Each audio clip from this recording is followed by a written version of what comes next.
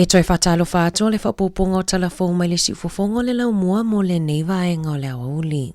E to mua atu I Tala Fou, e luas furu whātau sanga o le ali I Tala Fou na o atu I le whale o lo o whaamai a le whausia ina I le awala I Queen Street I Aukilani ma se whana mai a whaonga ina I le la au malosi e whaao o aile ma liu ma manuanga I nisi o tangata sa iai I le anofoanga I le tae au ana leila. Na tolo po le whainga malanga ale palemia Chris Hipkins na whaamoe mo Hamiltone. O le te au le se fulu I le tae au ana leila, na whai ai se whailoa inga ale palemia matusitala I se whaamatalanga a Hipkins. O le luasful tonu minute te ai le fitu I le tae au ana leila, na vilina ai e se tangata leo ina uawa aia le na whaa upenga ina I to tonu o le whale. Na ia whaamaunia mai e to o lua tangata ua maali liu I lea whaalavelave, to a ono tangata manunua e au fia ai ma leo. Sa ia whaamaunia ua maliu le na whaia ia ngaioinga. Peitai, ina ua whesilingia e tusitala pe na whanaina e leo le ali I na whaa upenga ina, na tali mai Hipkins, o se taimi o le aso e maua mai ai se au telinga o tala whaamaunia mai le matanga luenga o leo. Na ia whaafetaia le matanga luenga o leo ma le ofisa tali atu I whaalavelave whaafuasei, mo le vave tali atu I le vala au, ma le ofo atu o lato soifua e ngā lulu e ai a wale lave a ina o soifua o tangata lautele.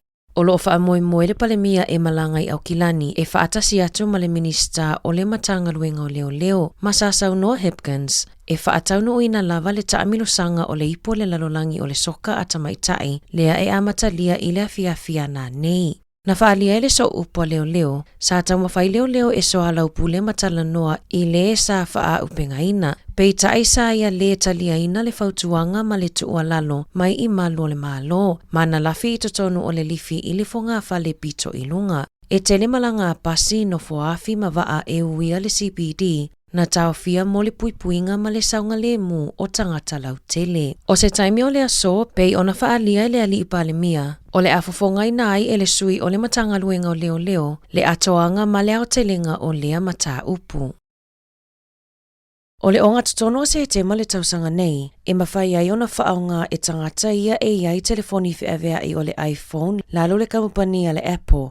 I se polokalame fo ua whaapolokalamea I lalo le iOS 17 upgrade. E mawhai ai ona toi tusi e le telefoni tusinga na tuu e le tangata I tutono o le telefoni, I tutono o le 05 I le 2:05 minute. E mawhai ona whaaliliwa I tusinga I le whaaleonga, na whaia whaapitoa lea polokalame mo tangata e iai mana onga whaapitoa. Whaapea tangata I ngase le lumana e ma le mawhai ona tautatala, ma le ai ni leo. Na whaataitai e se tasi o le au whainga nuenga le leiti o New Zealand, le lo minga mua o le polokalame, e wa ai pe mawhai ona whaia ni tonga fiti e a whai nai polokalame ia e whaonga e whale tupe. E tatala ma whaamauni ai te ngā tupe a tangata po o le phone banking e whaonga ai le leo. Sa whaamauni ai le na whaia le whaataitainga, na whainga o fia o na tatala e le isi tangata lana te ngā tupe. Ona ua mawhai e le telefoni o na puelo na leo, e whaatauno na o omile ki I au tawhao lana telefoni, ai matala loa lana internet banking. Na sau noa Peter Griffin, e nafa mamata uputau I te konolosi, e te tau na ngalulu e vāvala lata le kamupani o le Apple mawhale tupe, ia whesoso aniai, ina ia mauti noa le saunga le mu o le whaonganga o ia polokalame fou. Ua whaamalosia le Apple pa pui, ina ia mauti noa ai, e le mawhai ona whaonga whaamatalanga o leo, ma o loo te wina ia whaamatalanga I lunga o le telefoni, ai le o I lunga o le cloud. Na whaasilasila mai ele malo I le auauliana nafi, se tula fono fo ua whaataatia mai, e fuafua mo I lātou o loo whaia soli ngā tula fono o le Ram Raids. Po o so whainga e whaonga ai ta avale e talepe manga o iai whale o loa. I talinga whesili matustala na nafi, na ta ua ai ele palemia Chris Hipkins, ua si itia I lunga le numero o soli ngā tula fono, e ngāo I ai o loa mai whale o loa, ma o se popolenga tele lea I tangata lautele, whaapea le whainga malo. Na whaamauni e Hipkins, o tupulanga tala vau matamaitita I se fulu lua ma le se fulu tolu tausanga, o loo tele I na whaia nei ngaioinga. E le silia ma le se fulu tausanga le whaasalanga mo lea soli ngā tula fono, ma o le ato ilo e le malo le aiainga I lalo le tula fono a le o Rangata Mariki Act. E mawhai ai ona tula I le talavou se fulu lua ma le se fulu tolu tausanga I luma le whaamasinonga mo tupulanga talavou, pe a maua o whaatinoina ram raids. Na whaamanino e Hipkins, e leo se whainga e whaamoemoe e whaafale puipui ai tamaiti. O le tulafono fou e awhia ai talavou ua maua whaafia o whaia ia soli ngā tulafono. Ai le awhia i lātou o le taimi mua lea ua mawai o whaia o sa whainga po o ram raids. E tele fuafuanga le malo mo le lumanai o le awhiso soani ai i le whaafitauli ua whaatetele i tupulanga talavou.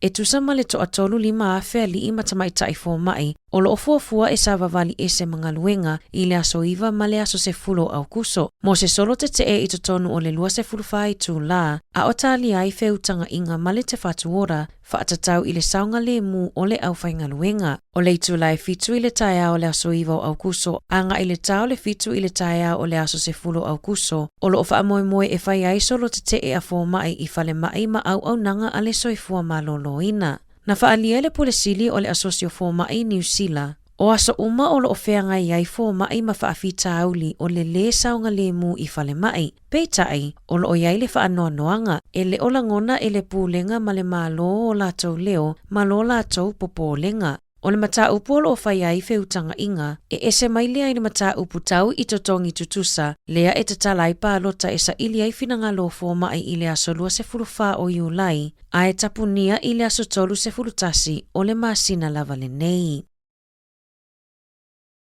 Ua finawina e le matanga luenga wa onga mata upu po o whawhitau li ua folasia e pulea onga, e winga i le whaamalosia o na awina atu o tamaitia onga ma mea onga i le fale, ona o le toaititi o whaia onga. Peitai, na tali le matanga luenga wa onga e le o tupu lea tūlanga. Na whinau pulea onga e ui na tutupu ia whaafitau li inisio a onga, ai sa lātou tautino mai e se asea lava tupu. Mai whaatetele lava i aso e ngase ai whaia onga, ma le mawani whaia onga whesosoani. O se tasio a onga na whaamanino i lungo le litio New Zealand, o le kuata lua o le tausanga nei, na tele ina vilina mātua e vave piki a lātou whanau mai i a onga, aile i o le taimi e tu uai, ona o le lava o whaia onga. I se whaamatalanga mai le matanga luenga wa onga, o lo ofea ngaile atunu o male to a tele o tangata e malanga i fafo, e sa ili manuia o na o le tetele o totongi o lo ofo mai e isi atunu. Mai le na o ni usila le atunu o lo ofea ngai male whaafita auli o le toa i titi o whaia onga. E lua se furfa miliona tala le tupe na toe whaupopo i le paketi a le malo i le tausanga nei. E fesosoa ni ai i le tau whaatosi nei na mai o whaia onga mai i atunu o i fafo. Ua maua isu e ngā fōu, ele o iai se suinga i tamawhainga a tamaiti i a onga tūlanga lua i mata upo le matematika. Peitai, na maua isu enga o lo te lele esenga i le vao tamaiti mai a inga matitiva ma a inga maumea i wasenga valu. O le National Monitoring Study of Student Achievement, na whaatautaia lea suenga i tamaitia o ngai to a wha whe mai i wasenga wha ma wasenga valu i le kuata mulimuli o le tausanga taluai. Na mawai wha maumaunga ele o iai se esenga i taumawhainga a whanau, pe a whaatusa i suenga na whaia i le lua awhe se fulu valu. Peitai, o tamaiti Maori ma Pasifika i le wasenga valu, ua pito pa ua la taumawhainga pe a whaatusa i le lua awhe se fulu valu. O loo maua fo i wha maunga le esenga o tongi ma taumawhainga a alo ma whanau a onga, puai o la tauitu ai ngā tangata ma atu nuu e o mai ai. O le vaiaso fo o loo wha moe e malanga mai ai le palemio Australia Anthony Albanese, i lana asia singa aloa ia mo le taimi mua i New Zealand. O lana malanga mai i Wellingtone, o le a whaailonga i nai tausanga whaamanatu e au fia i le whaase furu tausanga o le malilienga o whaatawa inga ma le sootanga vāwala la tatau i tamau a inga i le vāo atunu o e lua. Na whaailoa e Hipkins, o le aavea le malanga mai a le palemio Australia, e toi momoli aila na whaafetai mo le whainga fōu na amata whaamamaluina i le masina nei, e whaafaingo fie aina talosanga ma maua sitiseni o tangata New Zealand o lo o au mau i Australia. O le awha manatuina fo i e taitai o malo e lua, le tani malo ai o atunu o e lua i le taamilosanga o le soka ata maitai, lea e amata lia i le aso. Na ripotia mai e le News Hub, le soliai e le pulenu o Wellingtone Tory whanau, o tuutuunga matula fono a le pulenga nuu, e whaasa ai tai whau o na au mai i le ofisa. Peitai, na luatu lava le pulenu ma avatula na tai whau i le ofisa. Peitai wa whaalia i nisi o sui o le pulenga nuu, Ele ima watu se tusi maile landlord pe longo ina fo iwhanau ia tau fila na taifau e whaasao na toi avatu ile ofisa. E yaini sio whaipule na whaalio lato manatu ile News Hub e whaapea. E to te leila ato e fi avatu a lato taifau ile ofisa pe taai olo o whaasa. Ma fōlinga mai ele o tutu sa umatangata i lalo o le tula fono. O le whaalua leo na lawalunga le pulenu o i tala ilunga o pengata whailangi i tutonu o le nei maasina. Ua paule si itanga i tau o loa i le tūlanga o pito maulalo, tanu mai le whai ungo le luafe lua tasi, pe ona reportia mai i le ofiso wha maumaunga a New Zealand. E tasi tesi ma le tasi pasene ua si itiai le fua whatatau o loa ma au nanga mo tangata whaatau i tutono le tonu maasina tau mai i le whai ungo o Juni. I le kuatau le tausanga e o mai a mati, na paule fuo le si iti o tau o loa wha le tausanga i le ono tesi ma le fitu pasene, e matua maulalo ifo, mai waloanga ma matematenga le au whaito wha, ma lona tūlanga o pito maulalo i le silia ma le tausanga. Ua toi ai nei le whaawasenga ngā fōu o tusi folau o atunu o le lalolangi, ma ua tūlai mai ai le tusi folau New Zealand i le tūlanga 5, e tutusai mai si atunu o e ono. E se lauwaru fitu atunu o ese e mawhai ona malanga ai le tangata e umiaina le tusi folau New Zealand e au noa ma se visa e mo umiaina. O le tusi folau Australia ua iai i le tūlanga ono, o le whaatūlanga ngā fōu o malo si anga o tusi folau, e tūlanga tutusai mai si atunu o e lua. O le taimi nei o lo numera tasi le atunu o Singapore i malo si anga o tusi folau e mawhai ona whaonga aina e au noa mani visa i atunu o e se lau i valua. So oai masia mani Italia ma se pania.